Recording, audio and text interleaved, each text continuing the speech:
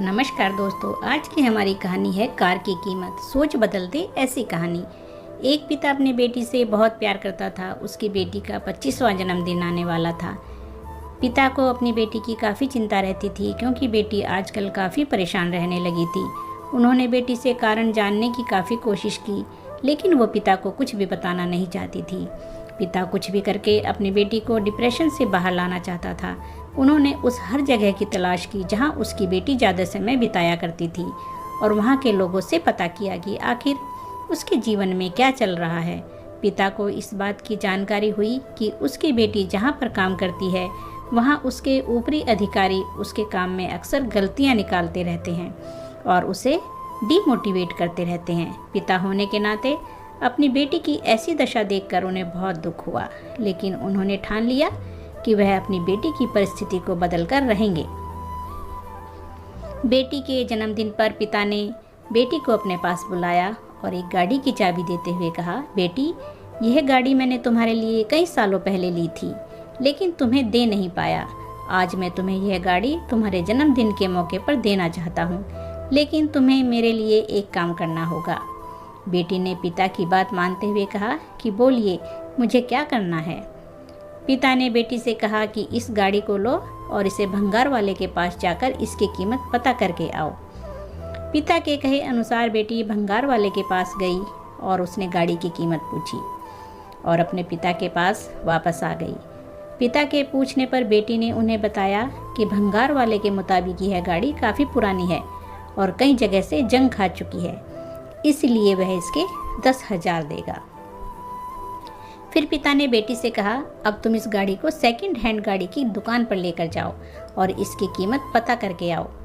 बेटी ने वैसा ही किया और वह सेकंड हैंड गाड़ियों की दुकान पर जाकर उस गाड़ी की कीमत पता करके वापस आई। बेटी ने खुश होकर पिता से कहा, दुकान के मालिक ने इस गाड़ी के बदले 1 लाख रुपए ऑफर किए।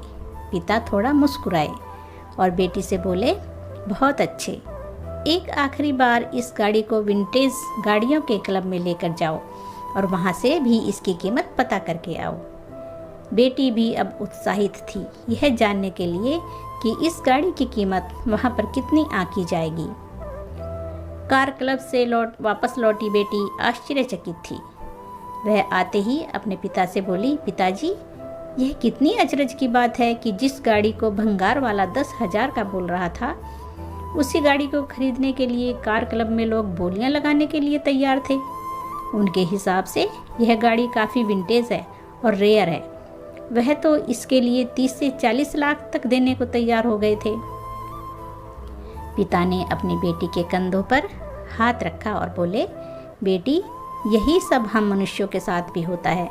अगर हम गलत जगह पर होते हैं तो हमारी कीमत कम आंकी जाती है और हमें वह पोजीशन और इज्जत नहीं मिल पाती जो हम डिज़र्व करते हैं। इसलिए जब भी कभी हमें लगे कि हम में कोई कमी है तो एक बार ऐसा ज़रूर सोचना कि हो सकता है हम गलत जगह पर हों। जब हमें हमारी सही जगह मिल जाती है तो हम वहाँ बहुत अच्छा काम कर पाते हैं और लोगों से हमें अच्छा प्रोत्साहन भी मिलता है। बेटी को अपने पापा की बात बहुत अच्छे से समझ आ गई। बेटी ने अपने बाप को गले से लगा लिया।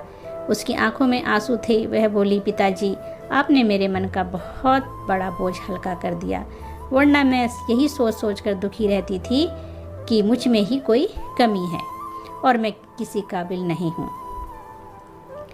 अगले ही दिन बेटी ने उस काम को छोड़ दिया और कुछ ही दिनों के बाद उसे एक अच्छा जॉब मिल गया जहाँ उसके काम की सराहना की जाने लगी।